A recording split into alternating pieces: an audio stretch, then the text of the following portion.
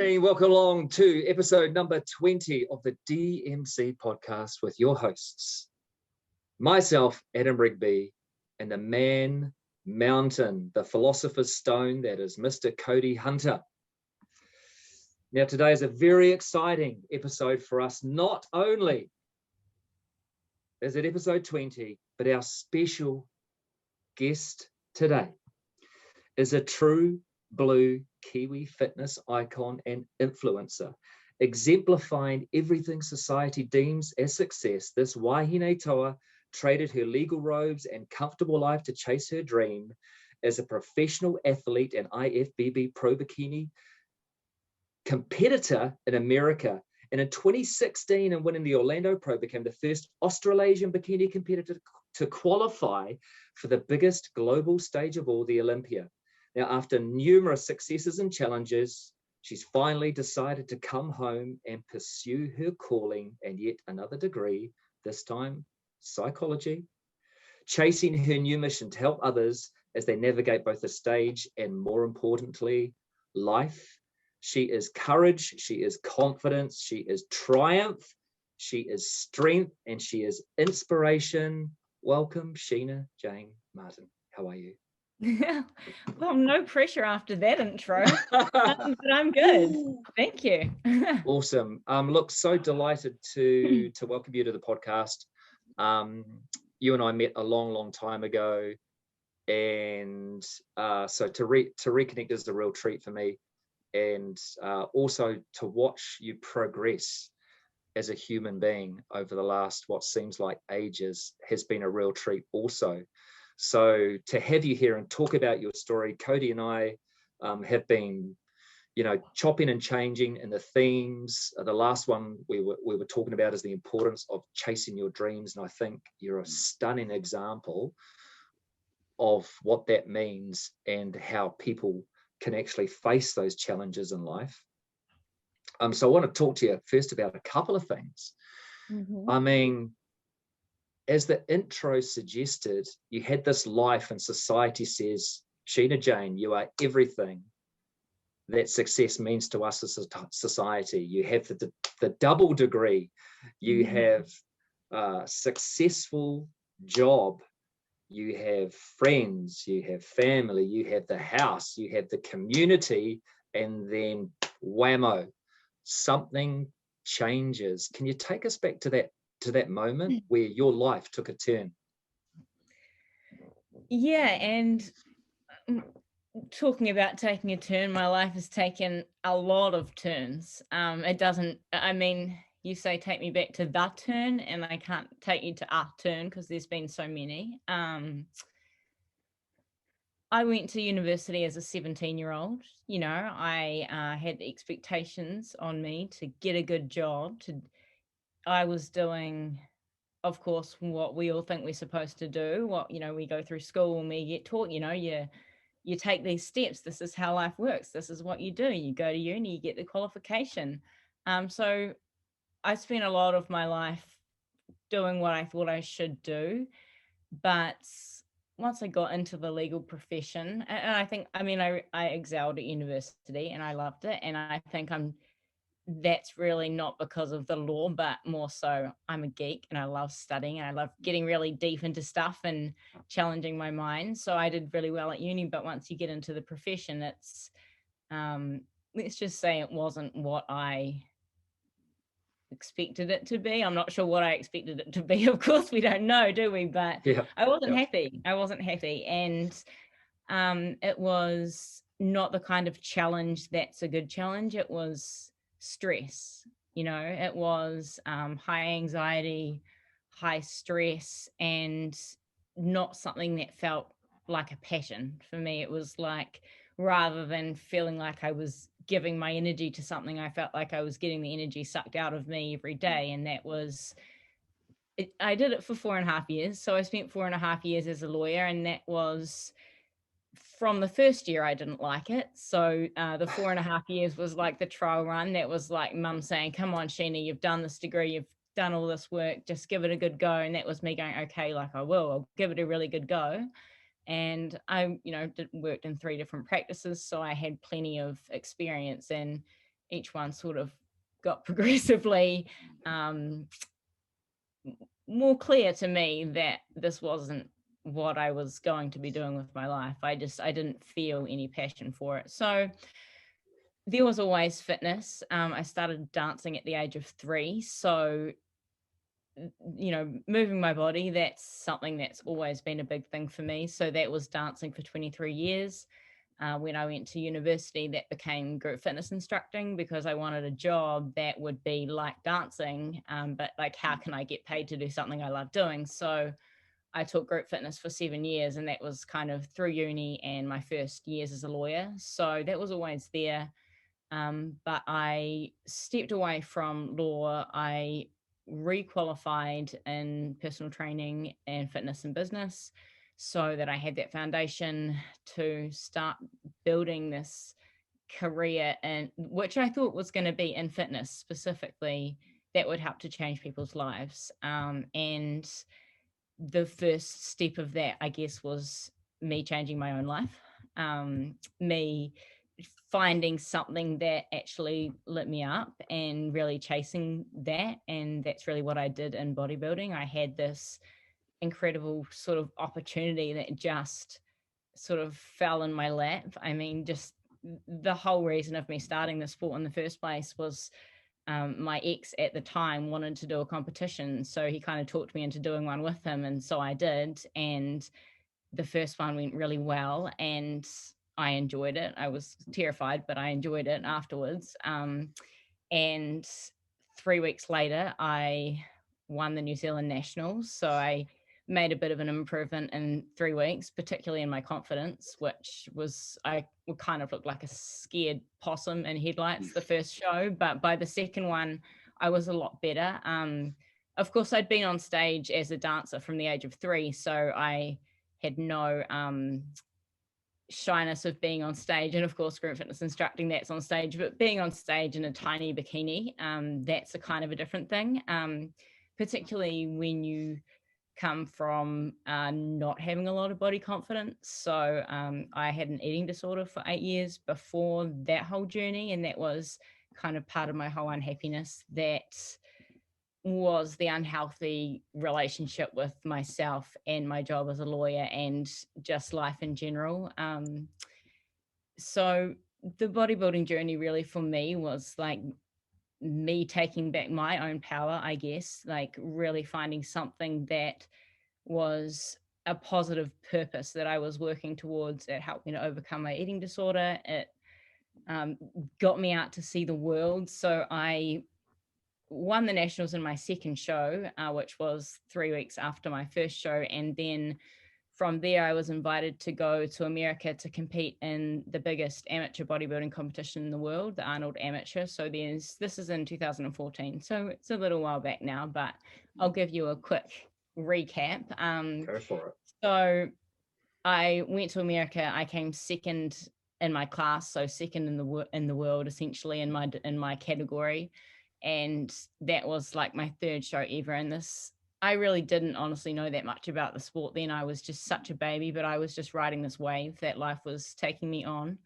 I came back to New Zealand, and 2 weeks later, I did another show here, and I won my professional status. So I basically won the show overall as an amateur, which won me my professional status. And that year there was actually a professional show in New Zealand on the same day. So I literally walked off stage, put my medal down as an amateur, walked back on stage with the professionals beside the current Miss Olympia, Ashley Kaltwasser, who is just an absolute legend in the sport. And it was just all this whirlwind.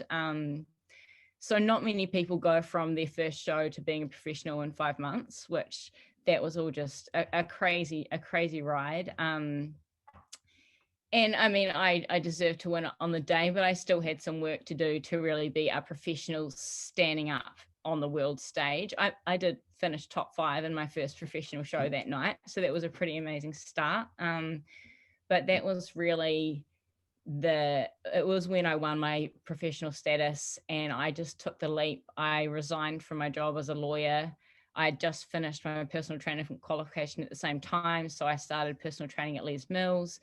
and I started my online business at the same time as that. So I kind of just, one day I was a lawyer and the next day I was just dove into this new life. And that was 2014. And as you mentioned, 2016, I kind of got a few shows under my belt. I'd worked hard, made some improvements, and I won a big show in America, which qualified me to compete at the Olympics of bodybuilding, the Olympia. And so, yeah, I was the first bikini pro from New Zealand or Australia to ever qualify. And there's one other Kiwi who's now been to the Olympia as well.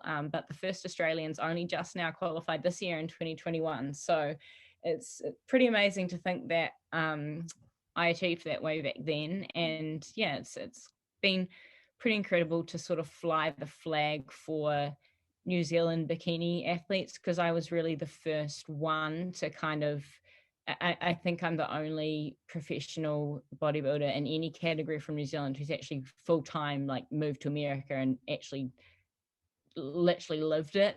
So I competed traveling around the world for quite a few years. I ended up doing 2 Olympias. I ended up winning the New York Pro in 2017, which is like one of the biggest, about the 3rd biggest after the Olympias. So I've just had the most incredible experiences. I did 33 professional shows in 4.5 years. So that was just a grind. It was, yeah, doing a bodybuilding show is pretty hard work. It's pretty tough to get your body into that condition. So I did that back to back to back for, 4.5 years.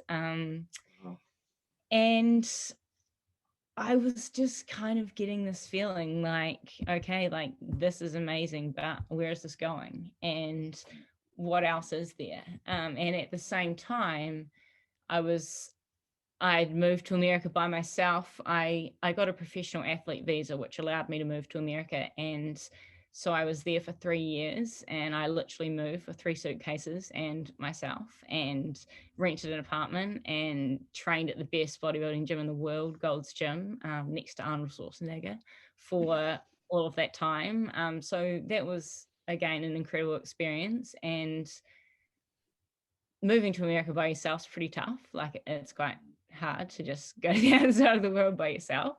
So I learned a lot. I grew a lot. I faced a lot of challenges and learned a lot about myself. And after that 33rd show, I was at a point where my body just needed a break. So I was like, okay, I'm taking a break. I never actually said I retired, and I've never actually announced I've retired. But I mean, it's been since the end of 2018 now. So it's been a while. I've kind of taken quite a different path.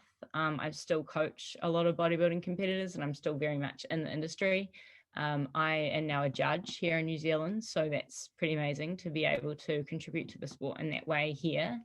I don't think I would compete again, but everyone says, like, never say never, because once you start, you can't stop. But I have a big calling that has sort of grown. The more I've found myself, the more I've evolved as a person, and kind of, I guess, started to understand how I was holding myself back in different ways. And I went down this whole rabbit hole of self-discovery when I was living in America by myself, doing the work, as they say. And I decided I really wanted to learn everything that it is possible to know about personal development and growth, and how can people essentially step into the role as, a conscious self leader and really create the life they want to live, rather than being on the river of life, being like thrown around by the rapids and reacting to life as it hits them. Because that was very much kind of what I was doing. And I sort of look back now, and I was kind of always chasing something outside of myself, even, in those years where I was living the fitness dream, so to speak.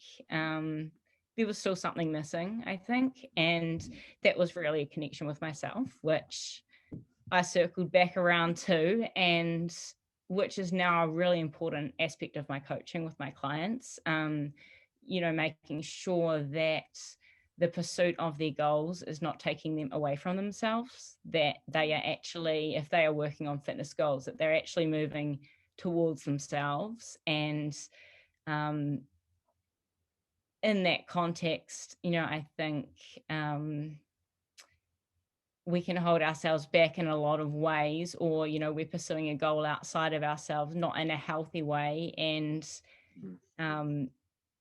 that's something that's hard to get out of without an understanding of growth. So I went back to university and I finished a psychology degree. I actually just finished last semester. So congratulations.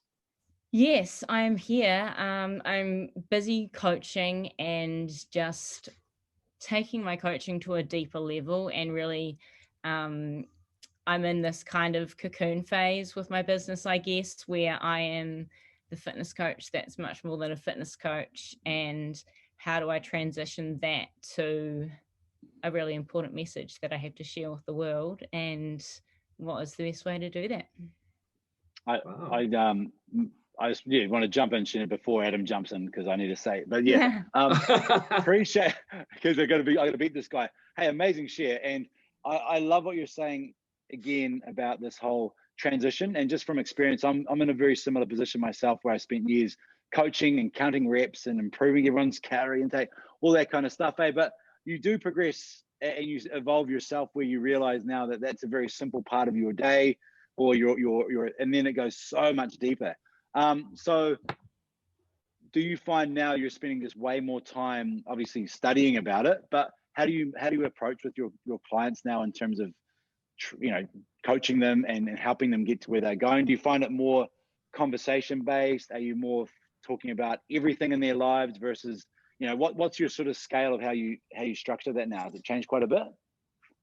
Yeah, it has, and it's been gradually evolving.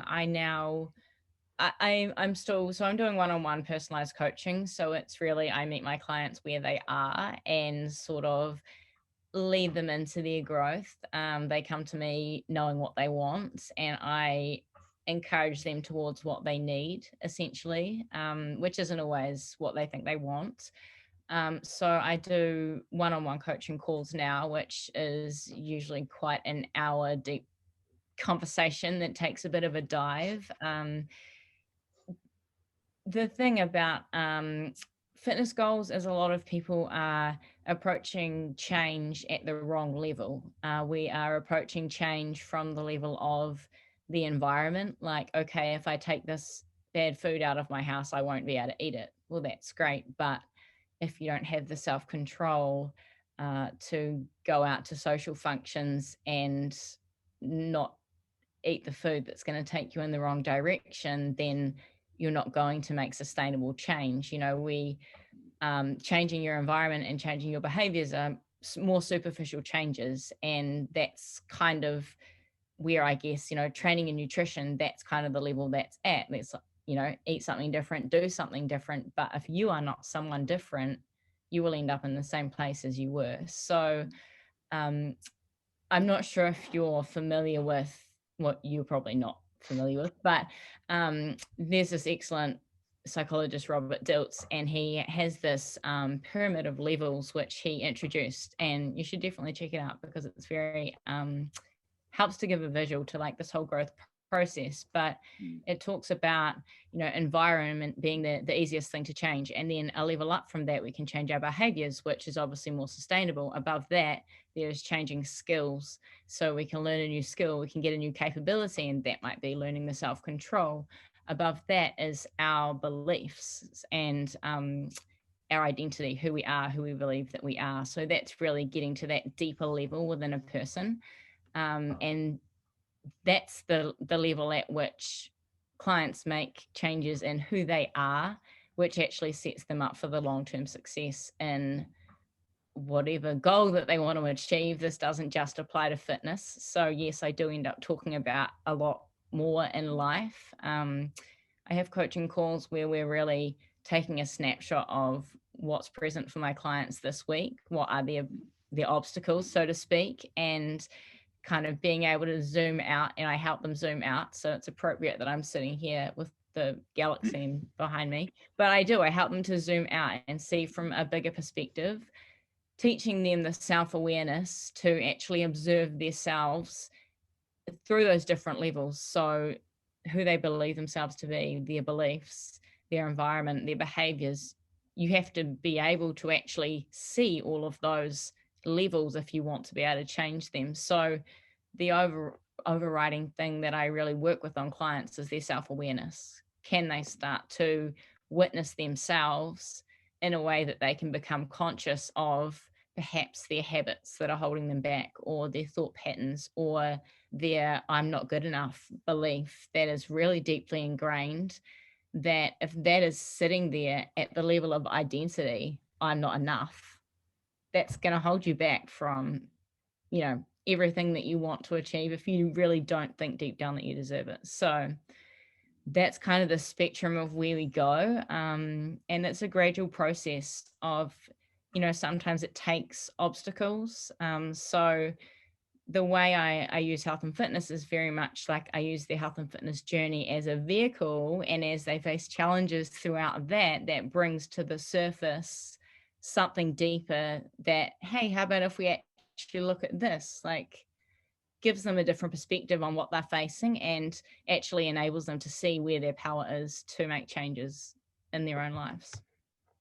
That's awesome. I use that whole sport and fitness idea as the gateway, right? Like health and wellness is the gateway into everything else, right? Because it's a really easy transition to say, oh, I want to get fitter and stronger and healthier, versus help me dig really deep into everything I represent, because that's terrifying. But what a great way. It's that gateway drug, essentially. Hey, get them involved, build that trust rapport, and then we can start really getting into it. So I love it. I hear what you're saying. I'm picking it up and I'm putting it in my pocket. Go Riggers. So a client comes to you and you sit down and have that initial discussion, and with a sport that is image-based, right?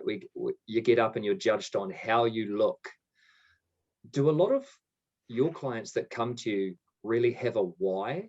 Or is that something that they come across on the journey? So that they sit down and say, I want to be on stage because I lack self-confidence. This is something that I want to do? Or is it just, I want to get shredded, want some nice photos before I'm 40? And then along the journey, as they progress with you, they suddenly discover a whole lot of stuff about themselves and their true meaning to why they're actually doing it? Yes, I mean, it is obviously very individualized. So I work with competitors, but I also coach everyday people as well. So I coach as many lifestyle people as I do competitors right now. My overriding goal with clients is to bring them closer to themselves in the pursuit of their goals. So sometimes people come to me wanting to do a fitness competition because they think that if they, everyone comes with a different reason, obviously, but they think like, if I achieve this thing, this will somehow change me in some way, or this will make me a better person, or I'll be more worthy, or whatever it is. If it comes from a place of lack, there will be a journey to be had in figuring that out. I'm always wanting to guide my clients to be getting closer to themselves, healing their relationship with themselves, and for everything to be in a positive energy, really, I guess. If your pursuit of your goals is a war with yourself, it's not going to be fulfilling. But sometimes we obviously have to go that path to learn about ourselves, right? We have to try the wrong thing to figure out what the right thing is.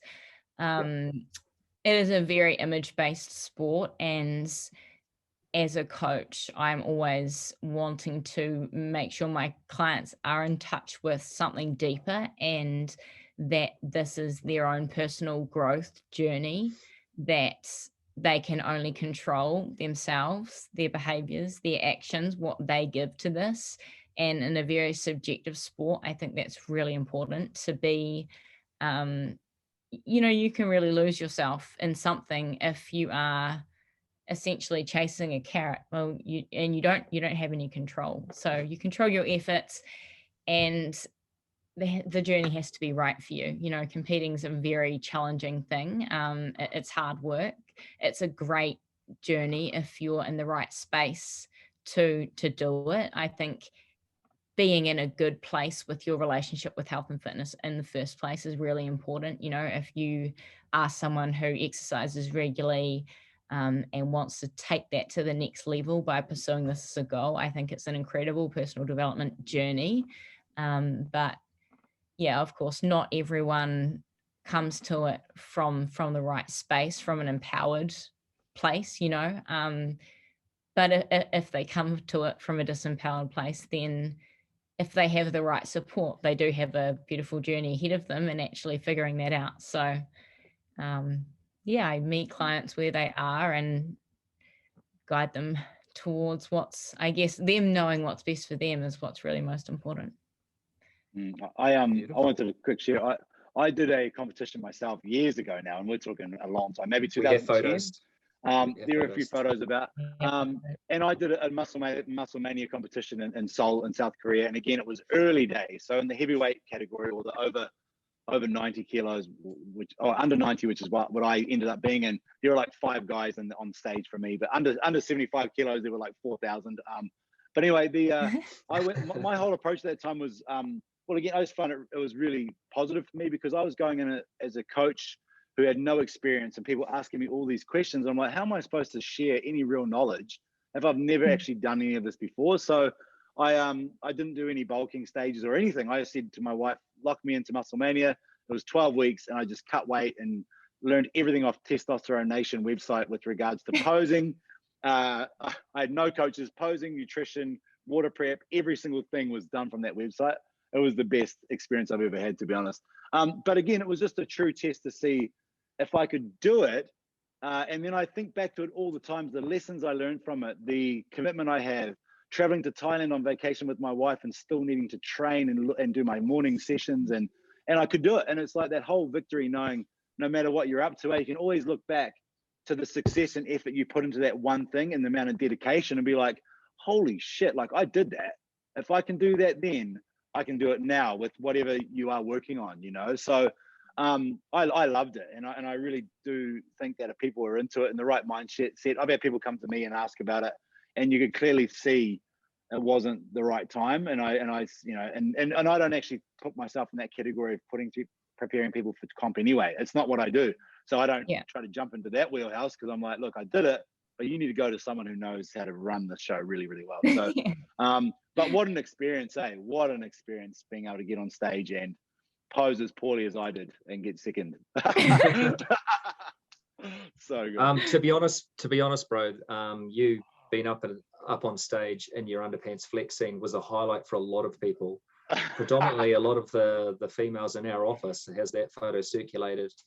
We're not disappointed when he turns up in a pair of moleskins and a tight t-shirt, very tight around the sleeves. You're a good-looking man. Not afraid to admit it.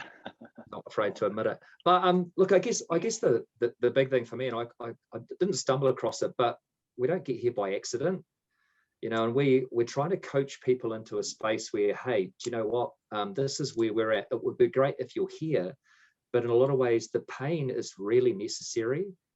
And I think the biggest learning for me is that, listen, no matter what struggle you're going through, whether it's a competition, whether it's life, whether it's a hurdle that you're facing, you'll get to this stage where it'll be okay. You'll have people like yourself who have been through it that you can talk to, that can reassure you that no matter what you go through, you end up in this space, which is just an amazing place to be in, a space where you're comfortable. And I love hearing you talk, Sheena, so beautifully and freely and energetically about your path, because it tells me that you've had the time to sit back and really just invest the time to figure it out. I love that. That's awesome. Yeah, I still very much feel like I'm figuring it out though. But my biggest, this whole fitness journey, I've always been in control, I've always been striving for something. And actually the biggest challenge for me since stepping back from that has been being at peace in the moment, being okay with what is, being okay not being in control of everything. And so quite honestly, I am creating this path as I go, very much. It's becoming more and more clear, but I'm not going to say I've got the whole thing predicted, but I think that's really important. And I love what you say about the challenge and how important the struggle is. And I think it's important for us all to remember that everything evolves through challenge. That is literally how evolution works, is it not? You know, if life didn't give you opportunities to grow, how would you grow? If everything was always comfortable, how would you evolve? You just wouldn't, you know, you wouldn't have a need to. And sometimes we do face challenges and we like to stress about things we can't control. And I think it's really important to learn to just be in acceptance of exactly where you are and to be able to stop and take a breath. And sometimes you got to take a pause till the view becomes clear. And I definitely feel like I've been on a bit of a pause the last couple of years, you know, going from living in LA to living in the middle of nowhere with my mum. It's been quite a like whole just shift, but it's been quiet space. And I know the whole world's been in a bit of a quiet space, but as you say, it is very important to have those challenges and to take enough time and have enough awareness to reflect on our challenges and actually see the opportunities for growth. Now, Sheena, I met you a long time ago. It was as a module in Wellington at Les Mills, and so to meet you way back then, man, you had a confidence, right? And it wasn't arrogance; it was a self-assurance. You knew what you wanted, and you're great to spend time with. A lot of laughs, and seeing your journey and progression, and seeing you be so successful. Was super proud of you, but not really surprised, if that makes sense. And it's not to belittle it, but I'm like, yeah, man, she was always going to do something that was going to shake the world, that was going to make a difference. So in terms of, is there anything that's really surprised you on the journey? You know, you're so determined and courageous, and to do what you did and turn of flipping everything upside down to chase that dream. Is there anything that's really come as a massive surprise to you? Not really, to be honest. I was just always taking one step and taking the next step, and I guess going where life took me. I mean, I can say that looking back, I've definitely been on a journey that has taught me a lot, and I can say now with wisdom that I have learnt everything I've needed to learn thus far. Been through some very big challenges. Of course, you know, my sport and that whole professional journey was challenging in a lot of ways. It really like molded me as a person. Definitely taught me what I was capable of achieving. But just everything I've learned has brought me to the perfect place to set me up for what I feel like I'm here to do. So I feel like everything I've been through has been all part of it, you know. So yeah, I no major surprises, I don't think. Yeah, and again, to hear that again doesn't surprise me, but to see how you've lived it, how you've never you know, looking too far ahead, that you've learned to really appreciate the moments, and a number of magical moments. But talk me through it. You know, you take that step and you say, yep, I'm going to do this as a pro, and then all of a sudden you're on a stage, you're standing next to Arnold Schwarzenegger, and you're standing next to the best. You're amongst the best competitors in the world. Is there that holy shit? Have you had one of those holy shit moments, or do you think you were in control of every second of that journey, every second of that experience? And to be honest, like you say that I was really in the moment, but I wasn't really in the moment. That was part of the problem. I was always chasing something, you know. Yeah. It was always on to the next thing. And I don't think it's really until I've stepped away from competing and I now look at like the girls that I was competing with, and I'm like, holy shit, I did that thing. Like I really did that. Like I didn't just try, I was like very successful at that. And it's almost hard to believe now looking back. I sort of feel like I'm living a different life a little bit. Yeah. Is it like a, you know, the Glenn Ostergaard, mate, he said you don't see the label when you're inside the jar.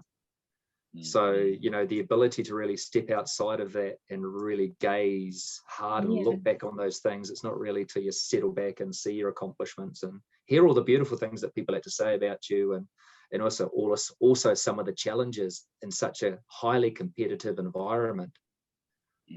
Yeah, I think it's definitely been a big perspective shift, being able to step back and see like sort of what I really have achieved. But I guess I've always been quite an overachiever as well. I mean, my entire life, you know, from the age of 3, I got distinction in every ballet exam for every year until it got harder when I was doing like major exams, and I might have got highly commended and felt like I was a failure. So a lot of my goal chasing, and I can say this now looking back, it came from a place of not enoughness. You know, it came from a place of I'll be worthy, you know, more worthy if I achieve more. That was really this whole chasing phase of my life that I went through until I had this point where I just sort of woke up to the chasing that I was doing, you know, and I started to see it, and I was like, well, am I not just enough by myself? You know, do I need all of this? Do I need to keep chasing this? And that was really sort of that awareness that it was just this relentless chasing. And I think that came, you know, getting a bit into psychology now, but I think that came from, you know, a deep subconscious place of lack of self-worth, which I've been working on healing. And I think that's something really important for everyone to keep in mind as they are moving towards their goals. You know, where is this coming from? Is this a toward motivation, a positive motivation, or is it in a way motivation? You know, and is this bringing me closer to myself, or is this war that I'm fighting with myself because I'm not good enough as I am, and I will be somehow more worthy if I achieve X, Y, Z. Yeah.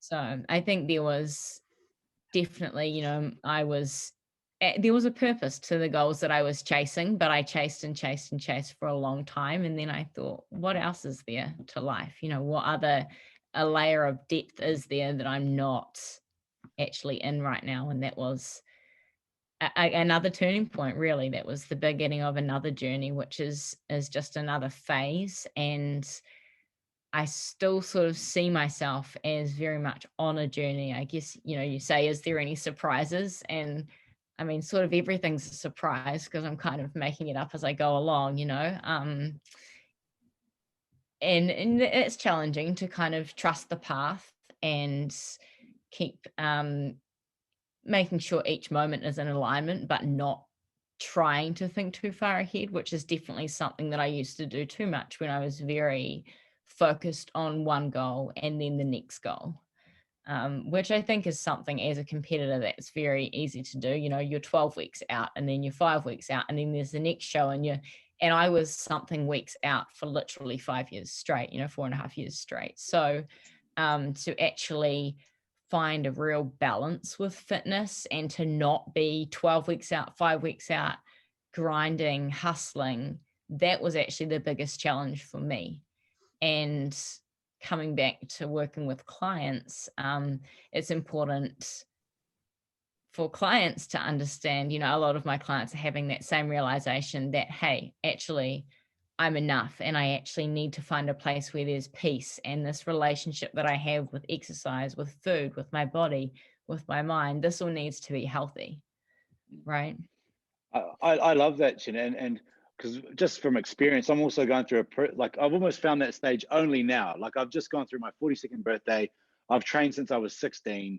I've played sports my entire life, and then I 7 or 8 weeks ago now, I stopped drinking. So I ran this online program, which I'm currently doing for people. Just it's a lifestyle program, and part of the program is to cut back on our drinking. So I joined the party, and now they've all finished, and I'm 7 weeks in. And that one thing, that one behavior, has made me realize that, you know, well, obviously in the mirror things have changed, and not nowhere near as fast as they used to, and I haven't been so intense with it. But I'm at the place right now where I'm like, well, I'm actually really happy with the amount of training I'm doing, which is nothing crazy. I'm not doing fasted cardio every morning at 5 o'clock, and I'm not doing all this crazy stuff. I'm just moving and grooving. I'm eating balanced. I'm pretty strict with some things, but other things I'm, whatever. I haven't trained for 3 days because I'm away on holiday with the family, and which is massive for me. That's a long time, but I'm totally at ease with it. And I don't think I've ever been at this point for so long that I'm like, well, I'm happy with what's in the mirror. I'm happy with the amount of work I'm doing, or how balanced it is. And it's just it's very calming to feel that way, which I haven't really had before. And yeah, it's cool to get people to that point, hey, where you're not just focusing on the next 6 weeks and then the next 12 and the next let's go, go, go, and always on something. And I think we chase that with our clients, but with ourselves, we're not always in that mindset ourselves. We're not always like that. We're like, you need to focus on being more sustainable. And yet in my back room, here I am smashing protein shakes and workouts all day. It's like, it's cool to be in the same position. Yeah, I guess that's being the change you want to see, isn't it, really, when it comes to your clients? That's walking the walk, truly. And yeah, I mean, my coaching journey has grown as I've grown. The depth of me is reflected in the depth of my coaching. What I teach my lifestyle clients in particular is how to get to that balanced place. So, giving them an understanding that, hey, if you resistance train and you build muscle, your body's going to burn more calories. That's great. You can eat more food. You don't have to starve yourself. And actually, if you eat less, your body's going to adapt to that, and you're always going to have to eat less. And if you do cardio, your body's going to adapt to that, and you'll always have to do cardio. So I actually teach them those tools to actually understand how they can change their body composition in a way where they can build a strong metabolism, be able to eat more food, not have to be scared of food. A lot of my clients are females, most of them are, and there's just a lot of myths out there around what foods you can and can't eat. So I teach clients how to eat in a way that's healthy for their body, but also give them the knowledge and the tools to get results so that they feel like they can really be the master of themselves. Like a lot of people feel almost alienated from their body. It's like, I've got this body and I don't know how do I make it look like I want it to look, or whatever. When you learn to actually work with the body and understand how it works, and understand, hey, you can actually turn your body into a machine that needs more food, and then you can eat more food, and this is sustainable, and those sustainable results are going to be sustainable. If it's not, if it's a quick fix, it's not going to be sustainable. And so with competing, it's like, okay, well, we know this isn't sustainable, but how do we do this in the most healthy way, and with the awareness that this isn't sustainable? So as a competition coach, that's really the space that I work in. It's like, okay, well, this is a sport. This is demanding. This isn't a look you're going to maintain. We need to do this in the best possible way. So we need to take a good off season and build up your calories so that you can diet in a healthy calorie range, and not put your body under any extra stress and pressure. So it's all about being really conscious about the whole process and doing it in a healthy way. That's something that's really important to me. So I'm really teaching those clients as well skills that they can transfer outside of competing. Yeah. I love the thing about Cody, how he wears, how he talks about not drinking anymore, how proud he is of that, how he carries that like a badge. And it's the longest I've ever done, mate, in my life, I think. Yeah, well, look, it just shows you the impact of taking away something that's habitual, that you just did by automatic. The feeling that you have now and how proud you are of yourself, the way you talk about it is deluxe. I flipping love it. And for Sheena, the acknowledgement that I think the amount of bravery that it takes to actually step out of the light rather than continue to step into it needs to be acknowledged for you, and for actually getting to that point where you know that it has put you in this amazing place, and now's the time for you to really maximize that level of growth by stepping back and just forging a new path. So that deserves acknowledgement. So kudos to you both, my fine, good-looking blonde friends. Thank you. No worries. Now, a couple of things, about competition. You get on stage and you are in the best shape of your life. Every ounce of feedback that you have ever received from any judge, from any coach you have applied. They told you to put, you know, mass on your shoulders. They told you to develop your glutes. They told you they needed you to be leaner to be competitive. And you stand on that stage, a stunning example of all that advice. And then suddenly they call your name out, not where you expected to be. How do you deal with that? Because it's a I guess, is it a huge amount of disappointment? Do you acknowledge the process and you just getting to that point? Is that enough? The intentions behind the sport have to be solid, right? You have to be in it for the right reasons. If you're in it just to win a trophy or a medal, there will be a lot of disappointments and you probably won't be in it for very long. You know, like it is a subjective sport, so you win some and you lose some. Judges like different things. Of course, there's consistency in what they are looking for. There are, you know, strict criteria, but you never know who's going to show up on the day, how they're going to look.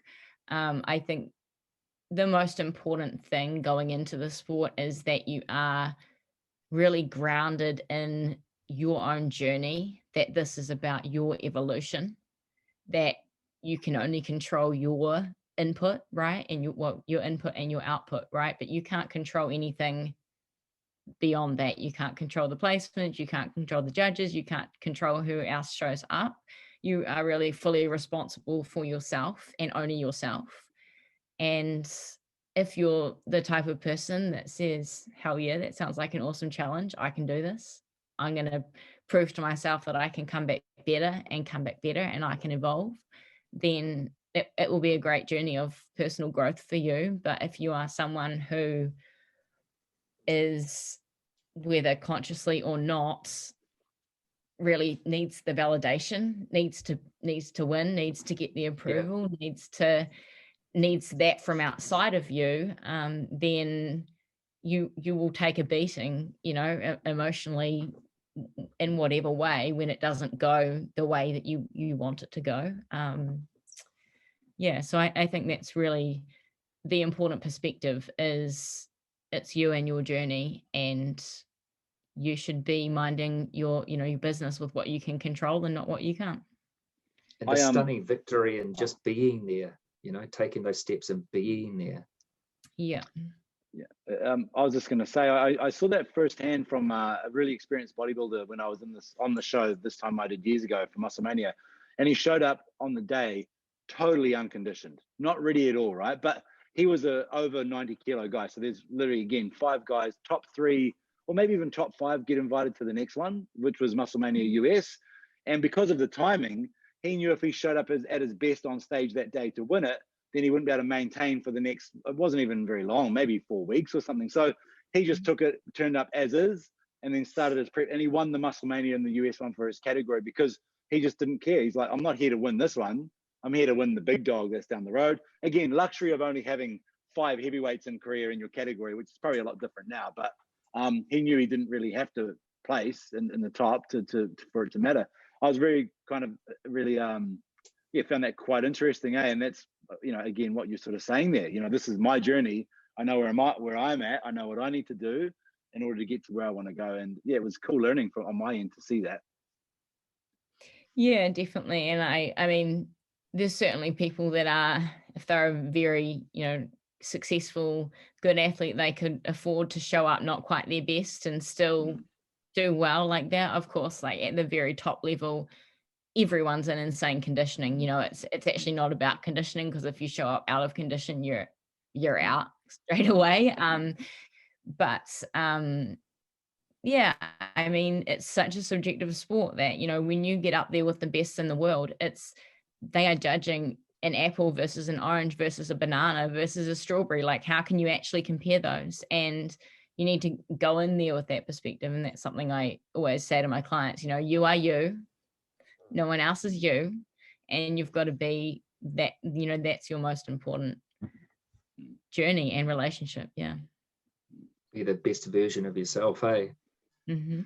Hey, mate, so, you know, look, you are a, you know, proud Kiwi, going on a universal stage And did you struggle at all, or did you find it tough because you're going out doing such an amazing thing, waving the flag, on an international stage, competing against the absolute best in the known universe, and in terms of representation in the media, it's very slight. So we're lucky we live in an age where Instagram provides an opportunity and a platform for you to do so. But on the flip side of that, an All Black trips over a cigarette packet and we're front page news. Do you I mean, is that a challenge for, we call it, let's refer to it as a minority sport in New Zealand? Is that going to continue to be a challenge?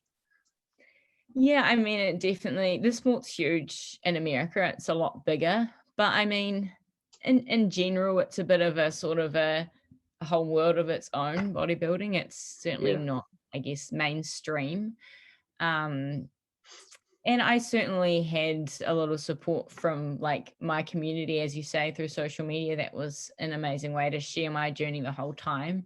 But yeah, I mean, I didn't have media attention. I mean, I wasn't doing it for that. I guess I was just on my own journey, on it for the ride. It might have been nice to have some people sort of clap for me or whatever. And yeah, I think it's... Oh, we were clapping for you, mate. Don't worry. There's a few of us back here, so. The sport is growing a bit, but I'm not sure if it's ever going to be mainstream, so to speak. It's sort of an extremist sport. It's a small town, right? New Zealand, it's a small town. We don't have the sponsors. We don't have the injection of money or the population. Yeah, I mean, it's growing in New Zealand, but in America, it's just astronomical compared to what it is here. It's just a whole nother level for sure. Yeah, it's hard to kind of predict how much it's going to grow, but it will. Yeah, so professionally, I mean, you look at supplement sponsorship, you look at the clothing, all of these brands that want to get behind you. In New Zealand, I guess professional sports people still have to hold up a job and do the things to keep the wheels turning and rely on friends and family. Yeah, I mean, I was always relying on my coaching business to support myself. That was really, I ran my coaching business. That was how I supported my own career. I did have sponsors throughout my career at different stages, but only for a chunk of that time was it actually monetary sponsorship. Often it was, clothing or supplements. I did have a paid supplement sponsorship, but any paid sponsorship that, typically as a female, it's very hard to get a paid sponsorship that make a dent in anything. So I really was working to support myself. In America, I think there is definitely more opportunity in that respect, but it's an incredibly expensive sport. So you really do need to have some financial power to keep you going in the sport. Definitely. It's hard to, there's also a bit of a sex difference as well. Males are typically able to get much more in terms of sponsorships than females are. Yeah, I mean, I was going to mention that actually in terms of equality and equity, a lot of sports are making the changes for equal prize money. I mean, the work's the same, right? The sacrifice is the same, the time's the same, the knowledge is the same, the commitment to a lifestyle and the sport is the same, the commitment to promote the sport is the same. Do you ever think it's going to get there? Yeah, I mean, this is definitely a huge thing in bodybuilding. Like the open bodybuilders, like the ginormous freaks, they have insane prize money compared to really any other category. There's quite a difference. They have made some changes, like with the Olympia, which is the biggest show in the world. They've made changes to increase prize money for females, and they are trying to really look into that. And I think the crazy thing is that bikini, like the women's category, has brought probably one of the most amounts of competitors into the sport. Bikini and men's physique, which are the least muscular of each male and female categories, they've been a huge draw card for the sport because they are that more attainable look. It's like, hey, this is the beach body. This is the one that anyone can do. You can give this a go. That's really that's why those categories were brought in. And so there I don't get into it, but there's been quite a lot of sort of back and forth in the sport about it, because it's a lot more marketable. That look, a lot of people, normal people, don't like the ginormous freak look of like, 300 pounds or whatever they are. So why stop lifting? It's interesting. There is kind of that sex discrepancy a little bit, but I guess bodybuilding is quite a unique sport as well. I'm not sure if it will follow trend with everything else or not. There's been with the a big CrossFit fan and have been for years, but in that sport, for example, it's great because the prize money is all totally the same. As it's moved through, you've always had people that performed at high levels in CrossFit that were men, right? And so then the women's categories came through in the early days, and very quickly it outshone the men's categories in terms of entertainment, views, everything about it, because the men were doing what they've always sort of done with CrossFit, but very quickly the women were smashing that, and it just became, in the later games, I don't even watch the men's categories anymore because it's the same guys doing the same things, but the women's categories got all that notoriety and support and sponsorship and prize money, which has grown throughout the year. So it's really interesting to see sports like that are happening now, and that is happening. It's very, very cool. So surely it will start to pick up, especially if you've got all these categories opening where the money is being paid in by the competitors and everything, like the views, and you're right, you can relate to it better, can't you? People can relate to it much better when it's people that are not super freaks that are ginormous. I wanted to talk a little bit about your I suppose experience. You can't really talk about shows without going into supplementation or enhancements and things like that, especially what we talked about earlier, the trying to stay in shape all year round. And everyone you follow right now on Instagram and social media, and people I follow, look like they are in peak physical condition 24/7, 365. And of course they're selling their creatine and protein supplements and their vegan meals and whatever everyone's on. What's your experience or thoughts on sort of how that's perceived by people on social media, seeing these guys or girls who are in just crazy shape all the time? Well, it seems like it's never ending. What are your sort of thoughts on that sort of stuff?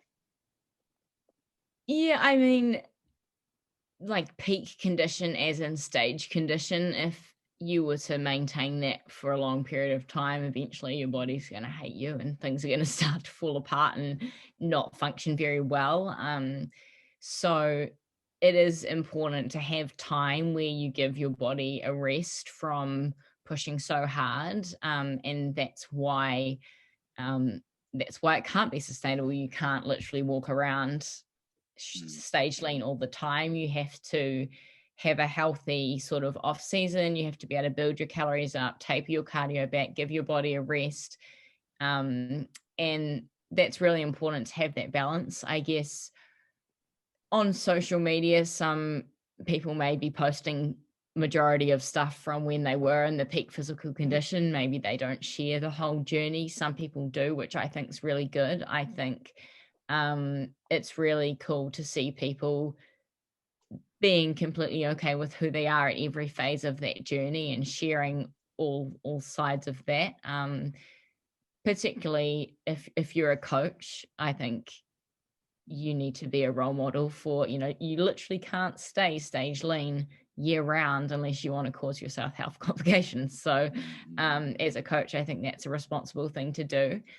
I mean, there probably are a lot of, I guess, fitness influencers, etc., out there that actually do look amazing year round, but just not to that last 5% or 10% that is like out the gate crazy shredded that you need to be for the stage. I mean, I now am at a point where, it's been a few years of just living in balance and eating intuitively, and I'm kind of within 3 to 5 kilos of what I would have been on stage. So probably I have a bit less muscle now than I had then, but my body's healthy and I'm in a place where I just maintain and hover within a couple of kilos. And if it's a lifestyle for you, then it is possible to, I mean, I'm not stage shredded, obviously, but I would say, I'm happy with how I look and I look pretty fit, and that's kind of it. I look healthy. I'm healthy. I'm happy, all of that. But if you have the right lifestyle, it is possible to look good. And Cody, you were just saying this before, you're really happy with where you're at right now, and it's all in balance. And yeah, I think there's definitely people out there doing that, and I think those people are really important, that are promoting, hey, let's not just strive to achieve stuff that looks crazy, but let's actually really look after our bodies as well, and remember that this physical vessel is important for so much more than just the way it looks. You know, movement is huge. Movement's important for our mental health, our physical health, preventing our long-term health. There's so much more to exercise than just the way you look. So I'm all for having a broader perspective on all of those holistic benefits.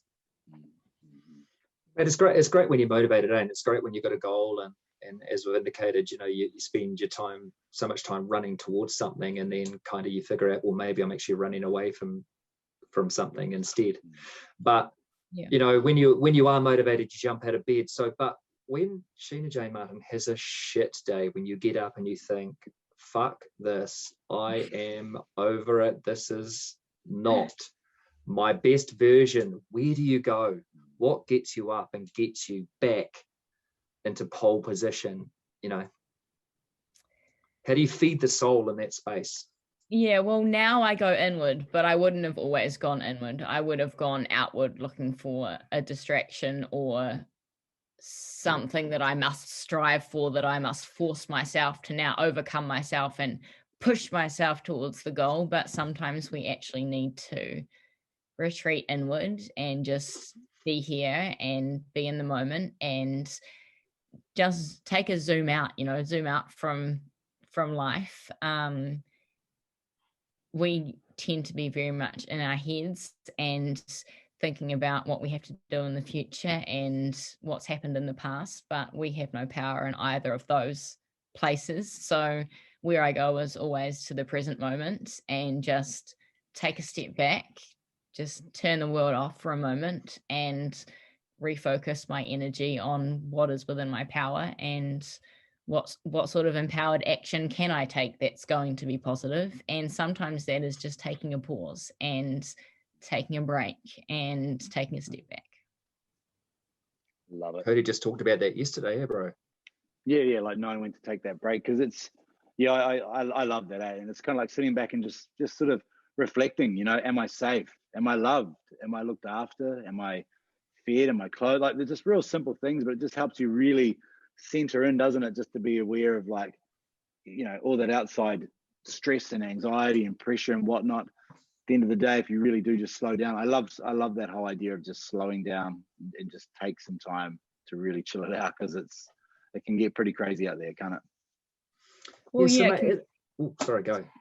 Oh, it can get pretty crazy out there, but it can also get pretty crazy in here. And that is really a big part of the problem for a lot of people, is that we create our own suffering by being in our heads somewhere other than where we actually are, which is right here and right now. And if you actually come back to this moment, and you know, a lot of the work I do with clients is actually about regulating a dysregulated nervous system and actually learning to come back to the present moment and learning to take that step back. That's a huge part of the work that I do with my clients, because we are so conditioned as a society to be going and going and going, and we are always thinking ahead and planning, and that pause is really what we need to be able to see where our power is. And the whole path that I am on, I wouldn't be on if I hadn't have taken a pause, because it was really a long pause that I took and stepped back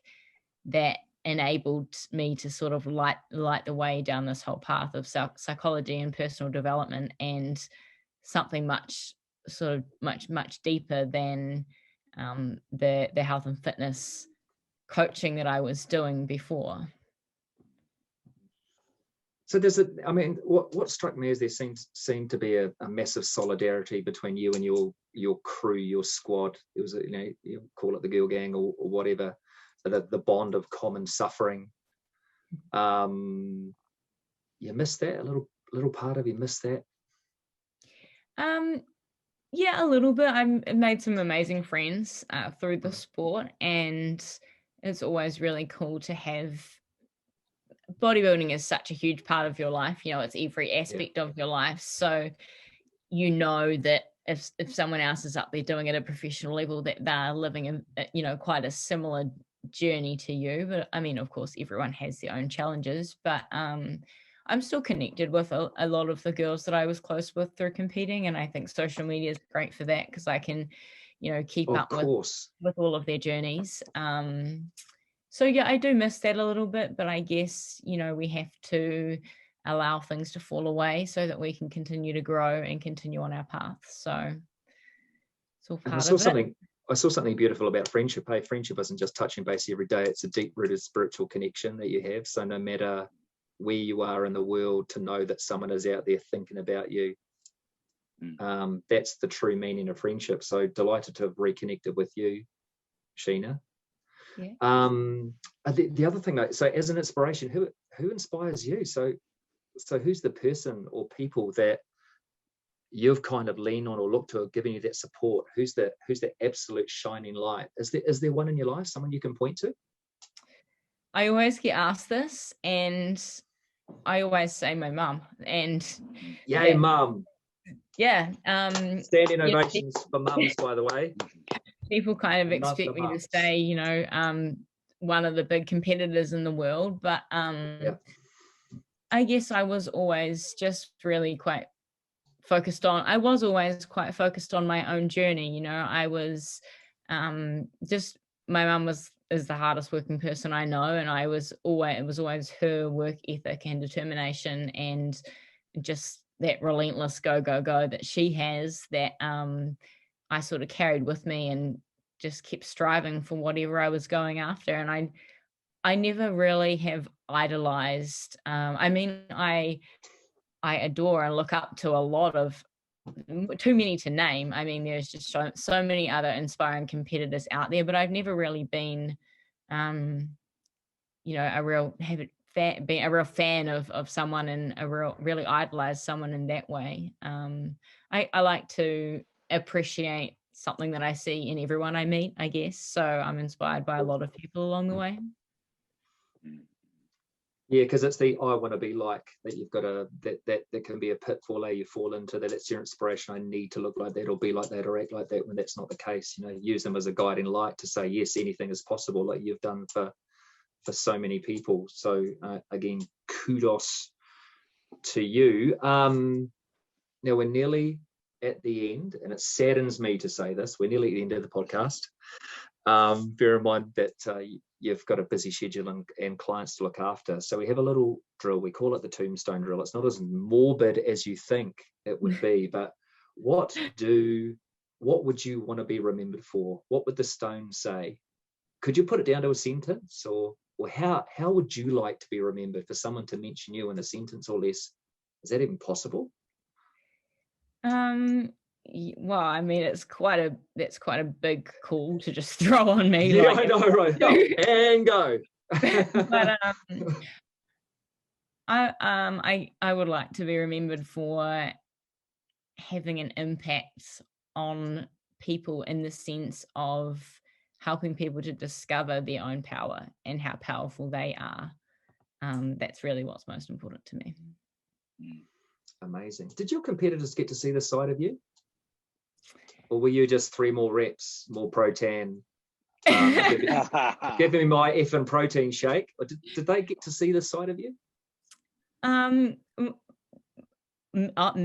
This side of me has developed over time. So I guess people that have met me during whatever phase they've met me have got whatever version of me I was at the time. So it's always evolving, and I think that's the coolest thing about life. We are endless growth. Beautiful. That's amazing. What a spot to leave it. So good, so good, Sheena. We'll have to seal this bad boy up, but just on behalf of myself and Adam, thank you so much for taking the time to speak with us. There's some beautiful stuff within this episode, number 20, and we really, really appreciate you. So thank you, Sheena. I appreciate that. We truly blessed and humbled. You've always got a home with us on the D.M.C podcast, promoting chats and just positive energy, and you exemplify that. Can't wait to see the next stage of your journey. Thank you so much for your time. Thank you so much for your energy and your spirit and the quality that you add to people's lives moving forward. It's an exciting prospect to think that people get to share time with you and learn from your experience. So thank you so much. To our listeners, to our viewers, thank you. We love you so much. We appreciate the feedback and the energy. Stay safe. And if you can be anything, you know, they say, be kind. We love you. Take care. Peace. Peace. See you later, Thank team. you, guys. Peace. Thank you. Take care. Peace. See you, team.